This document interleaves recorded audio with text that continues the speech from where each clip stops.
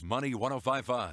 Views expressed on the following program are not necessarily those of this station, its owners, staff, or management. The following program is sponsored by Rob Warner at Guild Mortgage, NMLS number 825102.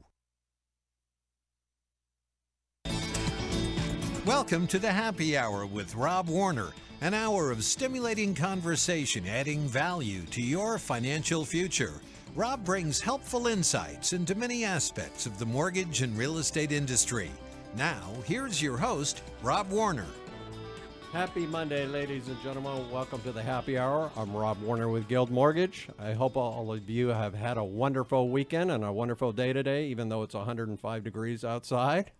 I'm excited to bring you three different guests today. Our first guests are going to be Angela Rigdon and Sherry Ochoa.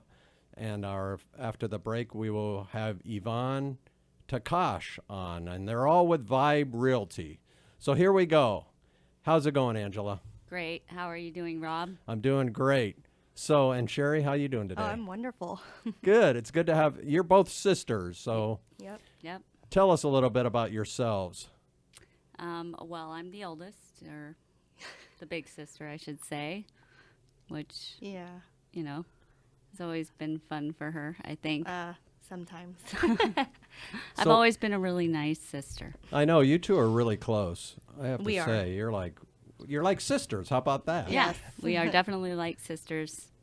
I do have to say that in the beginning, when I first met her, though, it was a little trying, you know. When you first met her, I don't know. She didn't want me. I wasn't sure if I could handle it. I really wanted my mom just to, you know, take her back wherever you got her. Take her back. And now Sherry's the one that's the calm one, and you're the firecracker. Perfect. Huh? Yep. I'm not. Example. I'm not calm. So, tell me about your backgrounds. What got you both into real estate? Well, yeah. Let's see. Angela was in real estate before me, but it wasn't until we were working for a brokerage, we were doing their marketing, that we both kind of came up with the idea, oh, we should go into real estate as partners, because there was a group or a team of guys that we were interviewing for their story letter, and it's funny how it popped into both of our heads, like this would be something great to do. And so that's kind of where it started. I mean, I never thought I'd go into real estate, but having my sister who had already been experienced in real estate, I was like, we could do this. Well, it's pretty cool because right now, Angela, you're kind of the one doing the technical behind the scenes stuff, right? And Yeah. Well, I mean, let's see. I started my career in 2004, and then I mean, back then, anybody with two arms and two legs could sell real estate. It was a great market. And then the market crashed, and I wasn't as seasoned as I should have been or would have liked to have been. So I ended up going back to school, getting my master's in business, and then working for a real estate company doing marketing. And really, I think I learned a lot of the behind-the-scenes stuff there. Most of it was self-taught, but I had the time and the facilities to learn it. So. Well, that's great because having that background knowledge is key. Mm-hmm. I mean, it really is. Because you're right, back then and during the heyday, even lenders, any lender could, deals were falling into your lap. Yeah. You didn't have to earn them, work for them. You didn't even have to know if a person was qualified, because sure enough, they could say they were, and the banks would believe them. So there you go. So, Angela, you just opened a new real estate company. I did. Vibe Realty, or? Yes, me and my partner, Ruth Carter. She couldn't be here today, but we're doing this together, and it's pretty amazing how things work out. It's exciting, all right. Now, tell me about that. Where'd you come up? What inspired you to open your own company? You really want me to answer that? Yeah. I'm just joking. No. I mean, you know. No, I'm just pulling your leg. No, I had been working in, you know, managing real estate agents, managing companies, doing marketing for companies, all facets of real estate, and you know, it finally dawned on me that what I was doing, I could be doing for myself. I had my broker's license, and I really wasn't putting it to use. I love working with real estate agents. The sales side is great, but my passion is really working with the agents and making them successful. And so that drives me every day. And so I thought, well, if I could build it for somebody else, I could build it for myself. Yeah, and you have your sister working for you, right? Yep. Yep, she works for me. I do. Yeah. For No, me. that's Committed pretty to my cool. That's sister. very cool. She works for That's me. Hey, total let's get that dedication. right. I don't work for her. I'm independent. Yeah, she is I should independent. say she's working And with you. She's an amazing agent. Thanks. sis. I couldn't, when we started out together, it was touch and go. She really, but she really had to learn a lot. And I've always been the big sister, so I had tough skin to begin with, whereas she was more of the sensitive type, and I would always, keep all that stuff away from her. So I think she had to learn that of all things is how to have tougher skin. Yeah. But once she got hold of herself, and really started to blossom, she became amazing beyond anything. Oh, I know. How long? Thank you. I've known you for several years now, and Sherry, I've seen a huge difference in how you are. Yeah. now. Thank you. Plus, she listened to me. Yeah. Oh. She did that everything I told her to did. do, Yeah. and I don't want to take all the credit because she's the amazing one, but I'll take some of it, of course. You might as well. No, you should be proud of yourselves, both of you. I'm very proud So of how her. many agents do you have now? We have 10, I think. Yeah. 10. I always hate that. I hate that. I don't hate anything. I don't like that question just because it makes me feel like, I'm counting one agent, two agent, three. Yeah, No, probably wasn't a proper question to ask, but I know you're a new company, Yeah. so that's pretty good that you're getting up and running so good like that. Right. That's the way I was Well, wanting to word my that. my philosophy on the whole thing though is,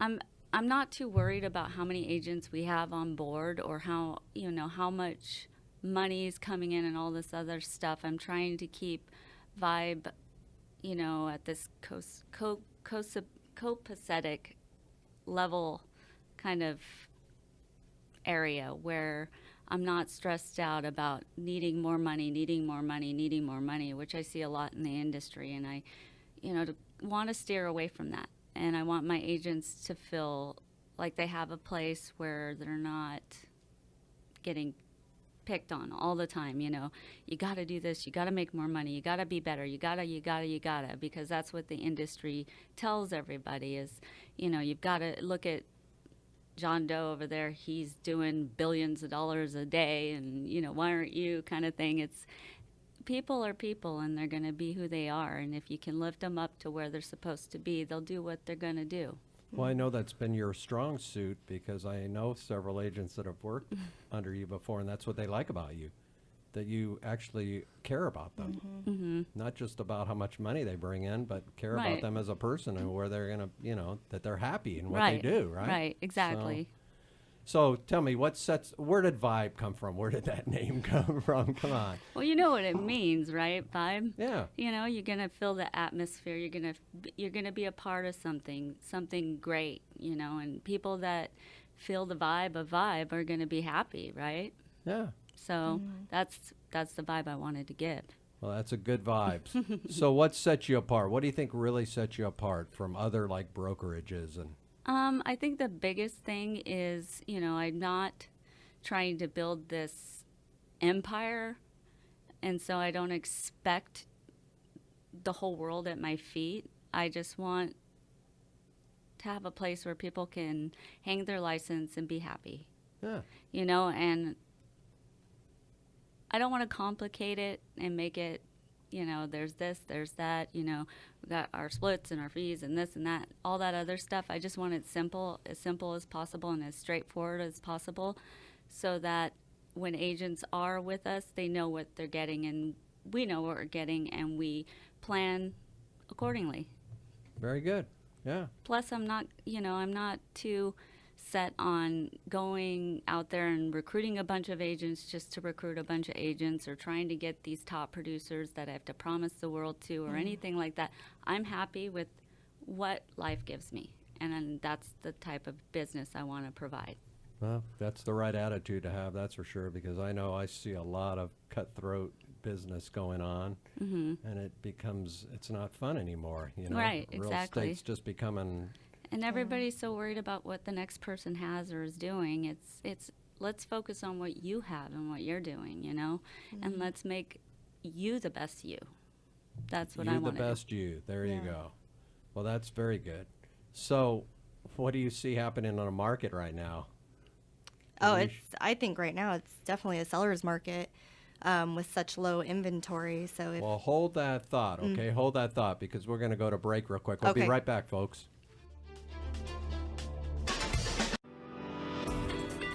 Adding value to your financial future, it's the Happy Hour with Rob Warner. Well, we're back to the happy hour. I'm Rob Warner with Guild Mortgage, and we have Sherry Ochoa and her sister Angela Rigdon here with us today. And Sherry, I was just interrupted you when I asked you a question about what you see happening on the market right now. Yeah, it's definitely a seller's market. So if anyone's looking to sell, it's the right time. I've worked both sides, buyers and sellers, and I'll tell you, it's very competitive trying to get a buyer into a home. I mean, they're pending within days, like 3 days, a week. So, I mean, yeah, it's a good market to sell. So do you see it changing? Have you been, and what do you see happening right now? Are you seeing the inventory increasing at all? Slightly, not a lot, just because I do have a buyer that I'm working with, and you know, I'll see a home maybe like every week, a home or two come on the market. So I mean, we're getting into summer, so it's definitely I know, think it's going to al- pick up. It's almost like we're having our spring later, huh? You know, our Yeah. normal buying season, because of all the, I don't know if it's weather related, but it seems to have changed. Well, we see a lot of the, you know, homes. I mean, there's a lack of inventory, a major lack of inventory in comparison to the last years, I think. But we do see an influx of homes on the market in the next few months. So we'll see. I mean, what's going to happen, and everything's cyclical in real estate, and so what goes up always goes down, what goes down always goes up, so we can always count on Isn't that. the truth? That's the one sure thing we can count on. Well, I'll tell you, it's been a challenge for everybody I know in this industry right now. Yeah, it is. Especially very- for the poor buyers Yeah. that are trying to get in a And the house. lenders. Yeah. Oh, yeah. It's been trust me, it's been a challenge. It's been such a different Yeah. atmosphere this year. But Sherry, I know one thing about you, because I've done business with you a bunch of times, is sometimes you'll hang with a client for like a whole year. Elaborate yeah. on that. I'm dedicated. It's just a part of, you know, what I offer to my clients. I'm dedicated, committed to helping them find the right home, however long it takes. That's just who I am. I care about my clients, and they see that. So they know that many times I've had clients say, wow, I just appreciate you sticking it out, because I know not every agent will do that. Oh, I know. I've told you sometimes, oh my gosh, I can't believe, this person's I- never going to buy, but they did, and I was all wrong. Yeah, I almost think we're not related sometimes, because I don't know where she gets that, the patience, because it definitely doesn't come from, any blood that I know. Yeah, in No. our family. No, but it is an amazing thing. I've It seen you is. in action like twice with people for like a year or Oh, yeah, I know. longer, and you stick with them, and they wind Yeah. up purchasing a home. They do. But that's yeah, what gets so her, it's repeat rewarding business. for me. Yeah, that's true. So what's one of the ways? I mean, how do you market yourself out there? Just basically, word of mouth. Everyone I meet, I try to mention to them that if they're ever in the market or know anyone or have questions, I'm available. Also, I need to send out more to my sphere mailers. But basically, just I'll have to say, last year a lot of my business was from referrals. Oh, So that's huge. yeah, Yep. it was great. I was very thankful for that, and just people I know. Yeah, that's the best business to have. And then I was doing Facebook marketing too. Yep, that seems, social media seems to be it now, Yeah. huh? Yeah, definitely. And I always say, find one that you do the best and do that one instead of trying to, do them all, because you can only do one 100%. And so stick True. to the one that you know the best and that has shown the best rate of return. And 9 times out of 10, that one will be Facebook. I mean, it's just more of a social network. You've got Twitter and LinkedIn and all the other ones. There's hundreds of them, ones we've probably never heard of. But when it comes down to it, the one that I see given the best return is Facebook by far. And you're really big on that, huh? The social media Oh, stuff. yeah, huh? definitely. She's good with that. I definitely kind of geek out on that stuff, so I know what's next and what we can and can't do, and what regulations and banners and all kinds of stuff. Yeah. Good for you. So Sherry, talk to me about the struggles you have as far as, like inventory. How do you get around that? What do you do? Is it just patience? I mean, what? It really is. I just have found really encouraging my clients, because it's like it becomes a bidding war. And a lot of times they'll get discouraged, but I remind them the right house is out there for you. And it seems to always come true. I mean, they're happy once it's finally the one and we get into contract. I mean, it's all about how you write your offer, especially with the competition right now. And what are a couple of things you can do on that, writing the offer to make it more attractive? I would say shorter escrow, depending if you can remove an appraisal contingency. It just depends on, how much you're coming in with. But shortening inspection periods, I mean, these things make all the difference. Maybe not asking for a home warranty, just making it very clean. Yeah, the fast escrow seems to be the name of the game. I had two that's- I've closed. I closed one just last week in 19 days, and Yeah, that's the makes a only reason difference. they had their offer accepted. There was competing offers, but it was a fast close.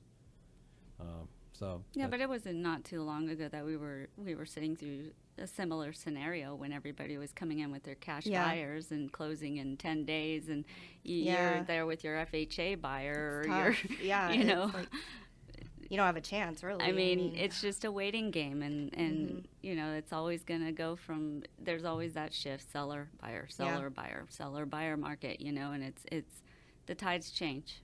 In my opinion, from the lender side, it just seems to be how you deal with, the discouragement, because some people get so frustrated they want to just say, "Oh, I'm not going to buy a house," and I want to stop looking, Right. and I think they think that they're not going to ever find a house. Right. They do. So it's all about, So- like for me, my attitude and encouraging And just them. telling them, hang with it, Yep. huh? Yeah. And talk to me about, have you ever heard of you probably know about this, like rent backs? Do you see Yeah, that that's more now? actually definitely, it's very common right now. And it's easy to do because a buyer is desperate to get into a house. So they're willing to do that rent back for, for the seller. Can you explain that to the folks that are listening, what exactly a rent back is? So basically, for example, I have an escrow right now where my sellers, they need to buy a replacement property. So because of that, they're asking the buyers that are purchasing their home for a rent back, depending on, however long they need. It could be 2 weeks, it could be up to 2 months. So basically, we would basically negotiate that, and if the buyers agree to it, then they'll be able to do a rent back for however long. And how does that needed. benefit them? The sellers? Well, your buyer, by having, They get who their would offer it benefit? accepted. It benefits the buyer. Oh, yeah. Or it benefits the seller because they don't have to move out of the house Right. right away. And then right? it does I'm benefit sorry. the buyer, because I've had the buyer and flip situation, where the buyer allowed the seller to do the rent back, and because of that, they were willing to do a 2-month rent back at no cost to the seller. We got our offer accepted. Oh, okay. So So it's that just- was another sales technique, Yeah, right? Offering the right. rent back for no Yeah. additional charge. But the buyer's willing to pay the mortgage with no compensation from the Exactly. seller, because that's how crazy the market Yeah. is and how hard it is to find a home for your buyers. So what other tips can you offer folks on these? Because I know this is, Mm-hmm. I wear this subject out, but it has to be addressed all the time to let people know. I think too, I've had buyers write letters, personal letters to the sellers, and that's helped quite a bit. One I did a couple months ago, the seller even told me and my client, your letter really touched me, and that's one of the reasons I chose your offer.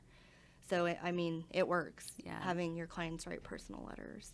Letters, fast escrows, short contingency periods. Freebies. Yeah, freebie. Unfortunately. Yeah, freebies.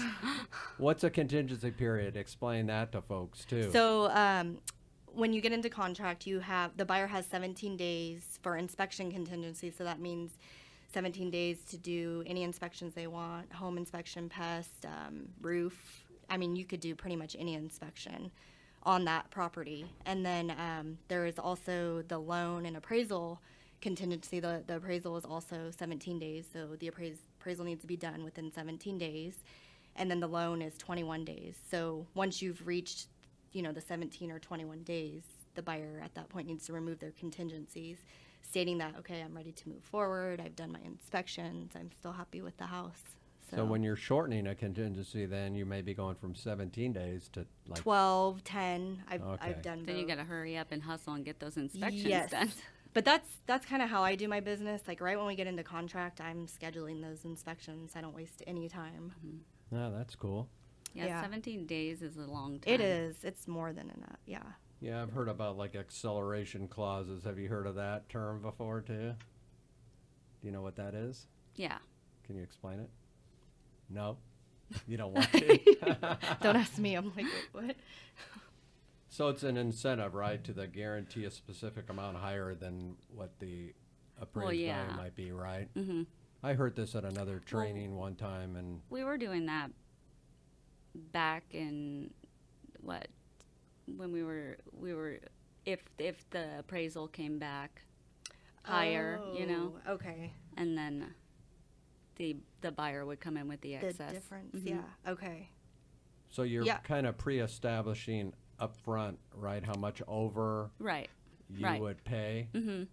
and so that's all established. But the way I did it was basically if the appraisal came in below and the buyer wanted their offer accepted, they had to agree to, pay whatever that excess is. Oh, just no set amount? No, but it would always be within reasons. Appraisals haven't come in like super low or anything, so. Yeah. I have seen some of them, though. They're getting a little bit tighter Are now. they? I think Yeah. so. Just because of the way people are bidding on homes. Mhm. Yeah, it's crazy. Well, that's why, because people would be bidding these astronomical amounts for this home, trying to get the seller, entice the seller to sell or accept their offer. And then when push came to shove and the appraisal came out, they'd be like, oh, wait a minute, we're not, we're only going to pay appraised value. This kind of ensures the seller has that, what's the word I'm trying to think of, that backing, that they're going to get what they agreed to get.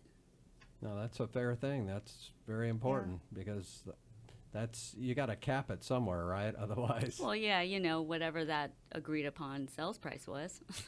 No, I know. That's the thing. Anyway, I want give out your phone numbers real quick, please, so people know how to get a hold of you. It's 916-719-3031.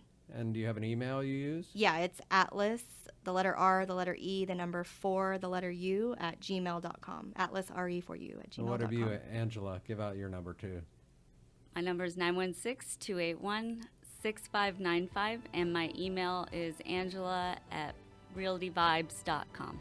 Well, we'll be back after the break. Stay with us. Bringing helpful insights into many aspects of the mortgage and real estate industry, it's the Happy Hour with Rob Warner. Welcome back to the Happy Hour. I'm Rob Warner with Guild Mortgage, and I'm going to take 1 minute just to give you a little mortgage minute today, because guidelines are constantly changing in my industry, and you have to be on top of it. And one of the things that's been going back and forth for the last 3 or 4 months is student loans, how you calculate a payment on a student loan. And Fannie Mae changed it again. And I know there's a lot of people out there that have student loan debt. Even if you don't have it, you probably have a child that might have it. And Fannie Mae now will accept, if you have an income-based repayment plan on a student loan, that means it's income-based. So if you're making only $35,000 a year, it might be a zero payment. It's tiered to whatever your income is. You can count that payment. So even if it's a zero payment, Fannie Mae will accept it. Previously, they wanted a 1% of your student loan amount, which if you had $100,000, that was quite a large sum of money you had to qualify for. So that's the Mortgage Minute.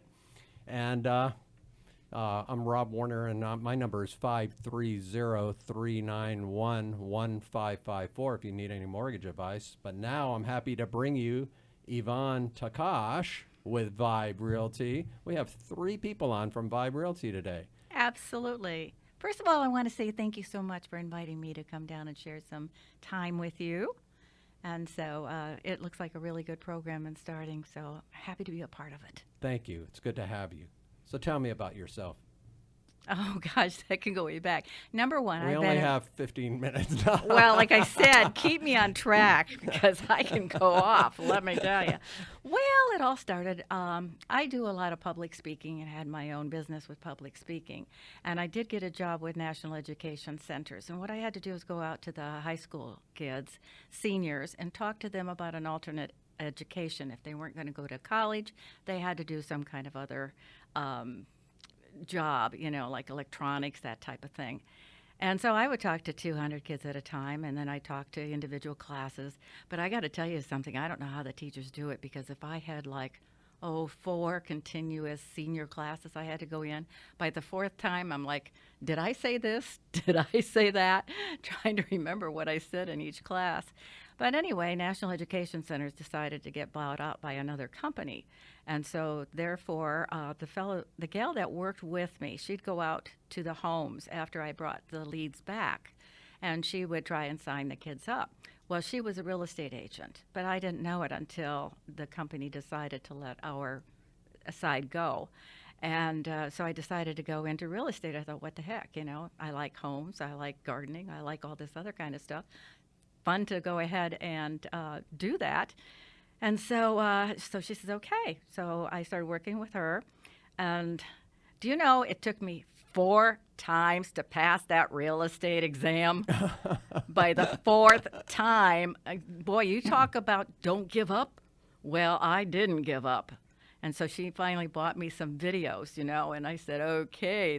I knew too much about real estate, the way we really did it, not the way that they were. Oh, trust me, I know that one. It's the same with the mortgage. Any question on a test for, even Angela can tell you on a broker's license, right? It's half of it you don't even apply and you don't use in your day-to-day life. Yeah, So. I didn't know what a kiosk was. I mean, I wasn't taught what a kiosk was, and I go home and I missed it by 3, and I'm going, what the heck is a kiosk? Oh, so my now God. I know what a kiosk is.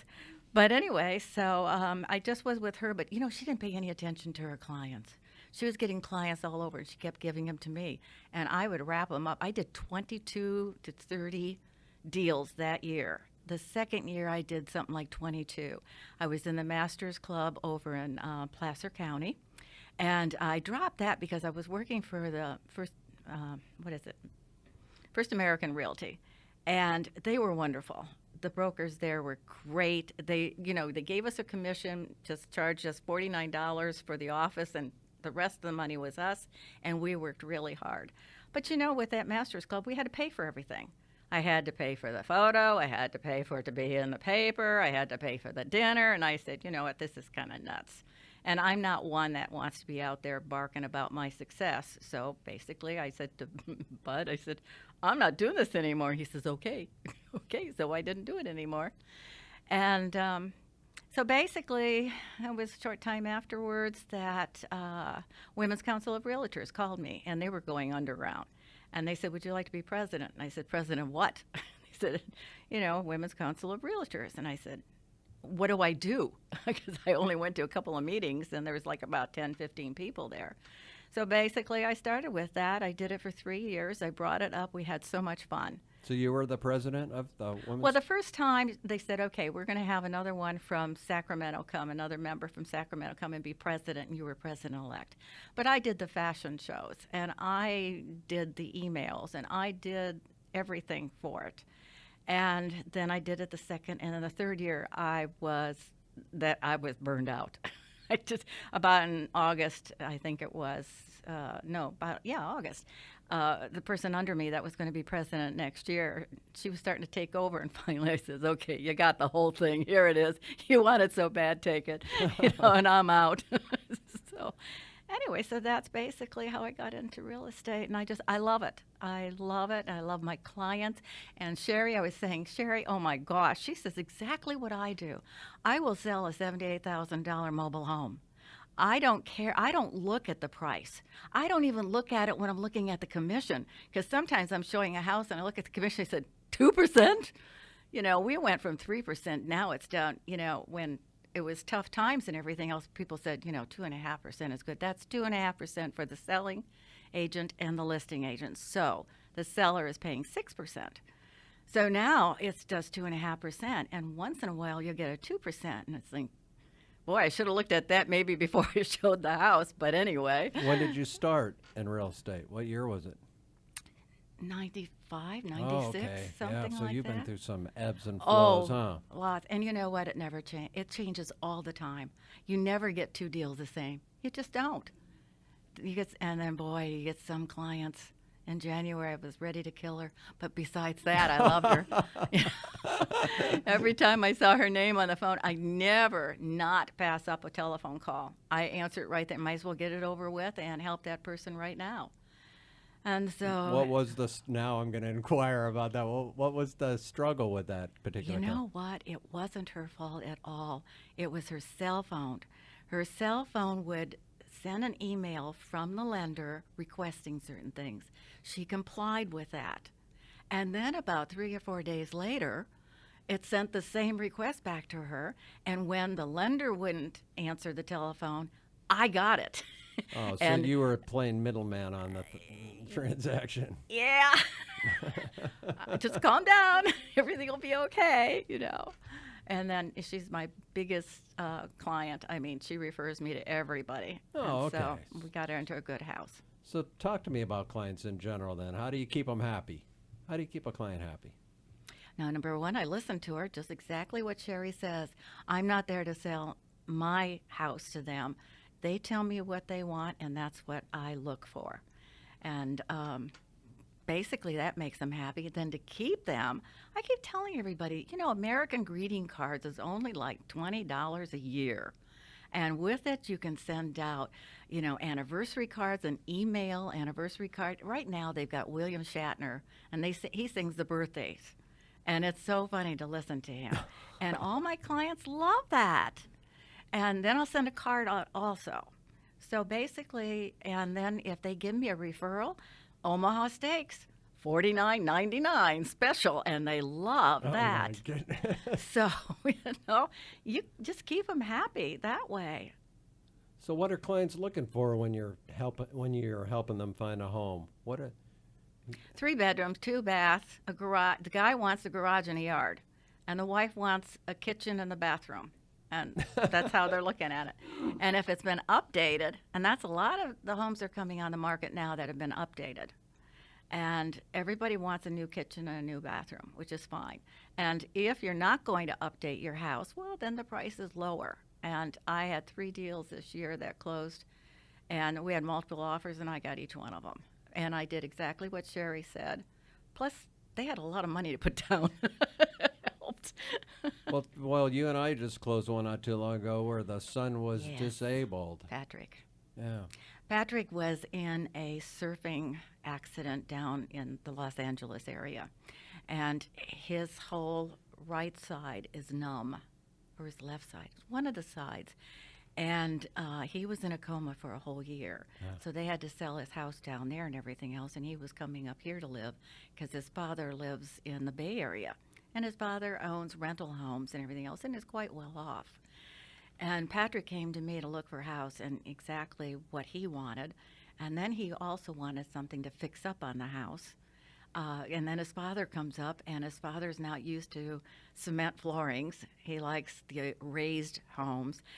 Then you closed this one with me. It was a challenge. Daddy was listening to everything and reading everything and interpreting everything, and Patrick's the most wonderful guy in the whole world. And we got him into a house. It's a nice little house. Yeah, just to let everybody know, what happened on that one was that the father actually purchased the property as Oh, an that's right. investment property, and so the son could live in it, and son could still go on title with him, just couldn't go on a loan because of he had some challenges with credit and other stuff. But so the dad was able to facilitate a purchase, which a lot of folk, by the way, while we're on that topic, parents can co-borrow or co-sign for their kids on purchasing of a home, and use their income to help them purchase a home. Doesn't mean they have to put up a large down payment, but then most loan programs now across the board, with the exception of maybe USDA or VA, will allow a parent to co-sign or co-borrow with a child, which is cool. Helps them out a lot. Well, he's fixing it up too, because it needed a lot of work. But the thing of it is that when you've been in the business as long as we have and everything else, you can kind of see a good buy, and you know approximately how much it's going to cost, because I've owned rentals. I've redone my own house. My son and I, we tear it apart and put it back together again. But I can look at it, and a lot of people always say, oh, it's a piece of cake. I can remodel the kitchen. I can remodel the bathroom. And they don't have the money, and I know it. And I have to really explain to them that it's not going to work. It's going to cost a lot of money. Not only are you paying down payment and closing costs, you're also going to have to come in with cash and find somebody who needs to do this or wants to do this. And it's going to take you longer if you're going to do it yourself than you think. But it just gives them something to think about. I'm not telling them what to do or that. They'll ask my opinion and my thoughts, and I just pass that on to them. Well, that's really good counsel. Well, we're going to just take a short break. We'll be right back, folks, with the happy hour.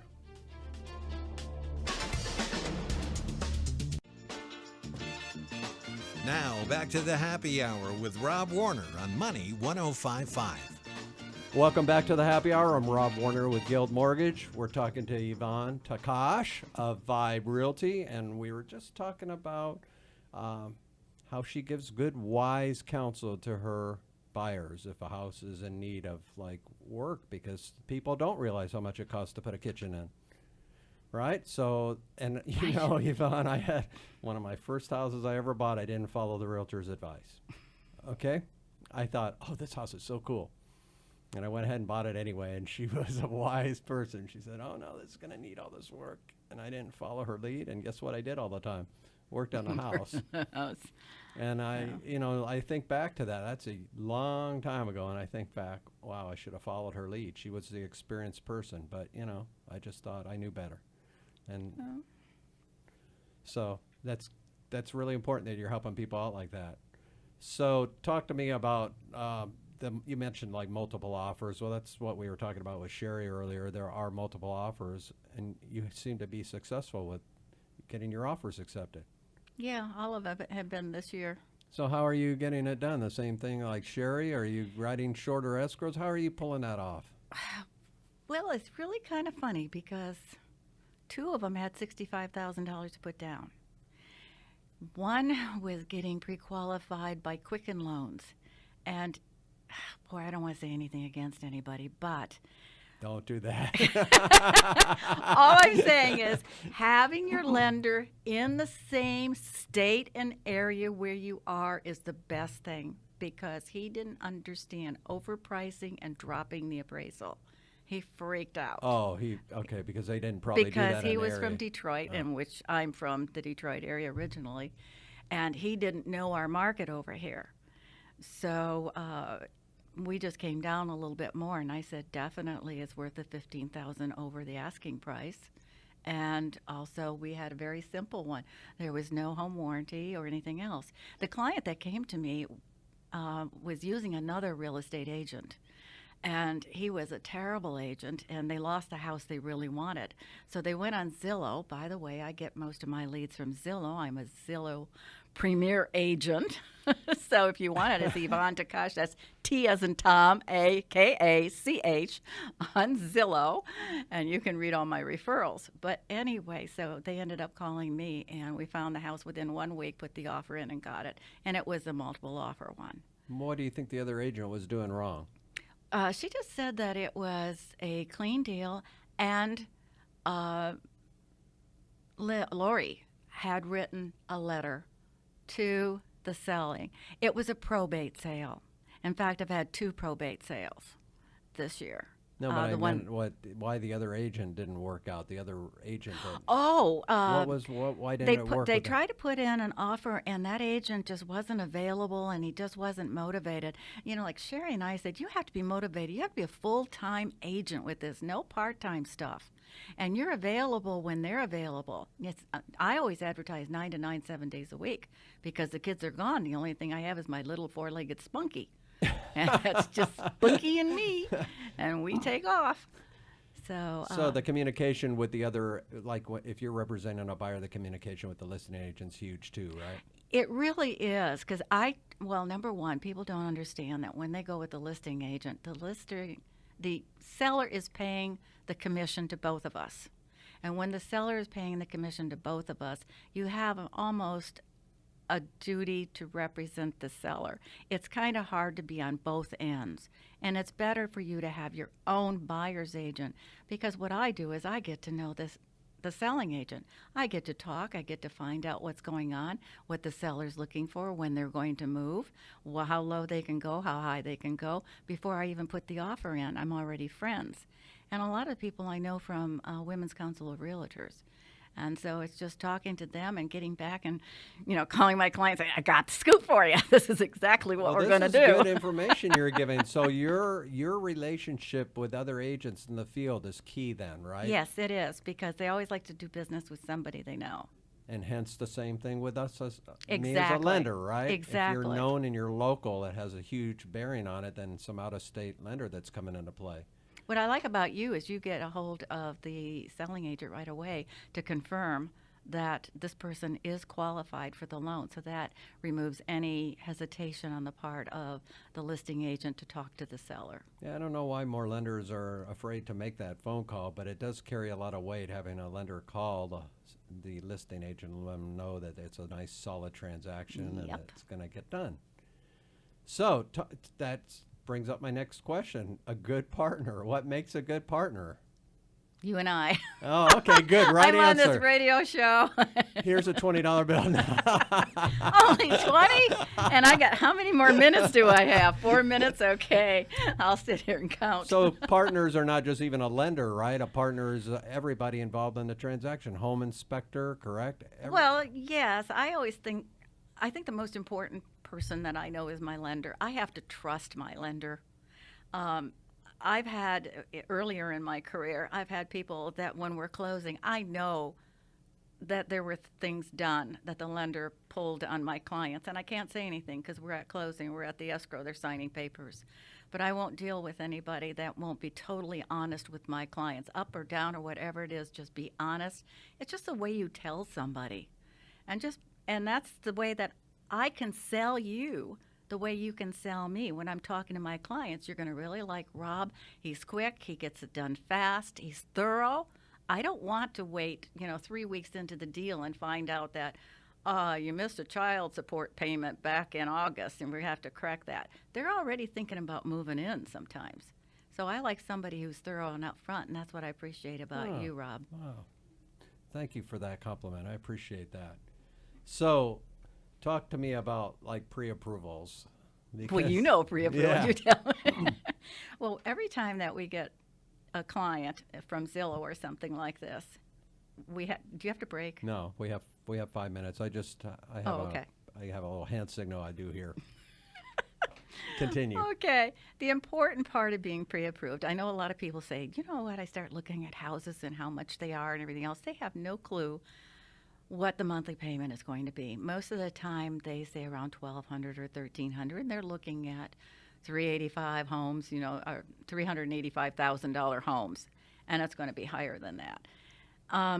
So getting pre-approved, that's one of the things that you have to have for the selling agent. When you're sending in your offer, you have to send in a pre-approval letter saying that this person is qualified and they understand that what the mortgage is going to be and what have you. So it makes it a lot easier to get pre-approval. I see some people, they use those online calculators. I don't know if Zillow has one. I've never checked, but it doesn't show like your mortgage insurance, your hazard insurance. And so they think, oh my gosh, I could buy this house for, like you said, for $1,300 a month, right? Yep. The problem is it's missing about another $500 with taxes and insurance and everything. So it is important. That's the number one priority, is the pre-approval stage. Yeah, it really. But number one, if you're thinking about getting pre-qualified, and call Rob, he's absolutely excellent. Just make sure that you are serious about this, because the quicker that we can get you pre-approved, and it's not that hard, the faster we can be out there looking at the homes when they come on the market. So immediately that they go on that day, we can be out looking that day. And we try to do a real pre-approval. We don't try. We do all our, if we have time to do it, we send all the verification of employment and everything out early. That way it's all done, so we can write that escrow for a really short period, because all the behind-the-scenes work is done. So Yvonne, give out your phone number and your email, please, to everybody. Oh boy. Well, my email, if you've got a pencil, it's Yvonne. That's Y, V as in Victor, ONNE, TAKACH @gmail.com. Telephone number, okay, 916-782-1764. I have a home line and I have a cell. I'm always available. Very good. And Yvonne will take very good care of you. And before we end the show, I want to mention next week, Memorial Day, we're going to do a Memorial Day celebration on our show for Monday. And we have a very special guest. She's a local talent. Her name's Ariel Jean. She's an up-and-coming country western singer that's from the local area, and she's going to perform a new song of hers. It's going to be really awesome. So we're really looking forward to that. I want to make sure I got that in there before I ended the show. But anyway, any other tips you can end with, Yvonne? Because we're just winding down right now. Anything else you want to tell anybody? No, just send me more clients. It's so much easier now. Remember when we had to physically, hand papers, they had to sign them, then we had to drive them to the listing agent and drop them off, and they had to go back and forth, and then the disclosures and everything else. And now everything is digital, sign, everything's over. So I want more clients. More clients, digital, lending sites, all digital now too, which makes it huge. Yes, and there's a lot of people who don't know how to use it. I have to scan it, have them scan it, sign it, and scan it back to me. But we still, I still do paper. I'll meet with clients, that. Exactly. If somebody doesn't have email capabilities or isn't tech savvy. Anyway, we're coming to the end of the show. Enjoy your week. We look forward to seeing you, or hearing from you, or having you listen to our Memorial Day show. Take care.